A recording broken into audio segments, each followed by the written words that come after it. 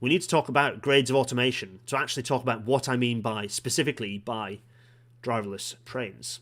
And this is a little table that I'm stripping straight out of. It's a system that I've stripped straight out of a presentation which we're going to go through, which is probably still supposed to be secret, but it's old enough that I don't care. So let's talk about grade of automation. So grade of automation 1 is where you have here's some slightly different names for things that you've got. So grade of automation 1 can be referred to as a manually driven train, a manually controlled train. And the way that you look at these grades of automation, which go from grade of automation 1 to 4, is by looking at, firstly, the routine starting and stopping of the train, and then secondly, at the routine door operations. And grade of automation 1 means that is an entirely driver-controlled system. So in the cab, the driver controls the routine starting and stopping and routine door operations. And the current systems that do that on TfL right now are the Bakerloo and the Piccadilly line, right? Those are the ones that are entirely driver-controlled. Those are grade of automation 1. So that means no automation, or mostly.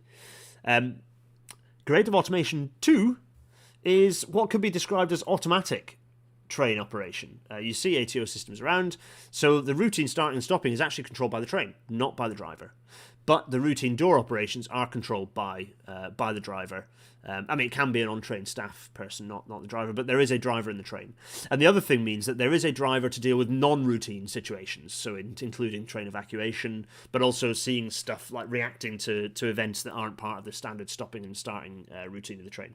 So, services that have this grade of automation 2, what we can call automatic operation mode, are the Victoria Line and the Northern Line as examples of those. Those two fit into that category.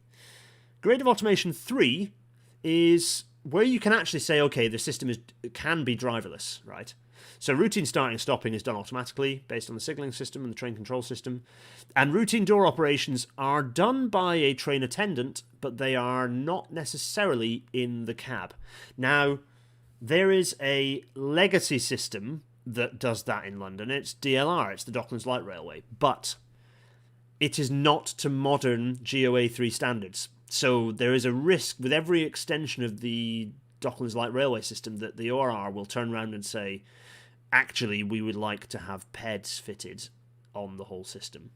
It's an unlikely risk because everyone would just absolutely lobby the hell out of the ORR and it wouldn't happen, but it's in terms of risk profile, there's always the chance as the DLR gets busier that this might be requested, because grade of automation 3 requires platform edge doors in order for there to be a safer interface between the train and the platform to let people on and off. Now that leads us into grade of automation 4, which is UTO, unattended train operations, which whilst GOA3 is driverless, it does not mean there's no staff on the train, and I'd argue that invariably that means that there is a driver in the train. So only GOA4 is where you get that kind of the saving, if you like, of not having a person on the train for routine operations, but also for non-routine operations, which makes it very complicated because suddenly you need passengers to be able to, of their own volition, get off a train if they need to, walk along the track infrastructure to get to a station to get out of the system safely. That doesn't just mean that the train itself and the signalling system need to be upgraded. That means that you need to have infrastructure that's safe for passengers to traverse it, which means in most situations a safe walking route. Not just walking in the forefoot between the rails with a live rail next to you, but it means walking on a safe walking route, which means bigger tunnels. Also, it means platform edge doors so that the system can so that you've almost totally excluded the risk of someone getting trapped by or in the gap between the train and the platform, or going underneath the train.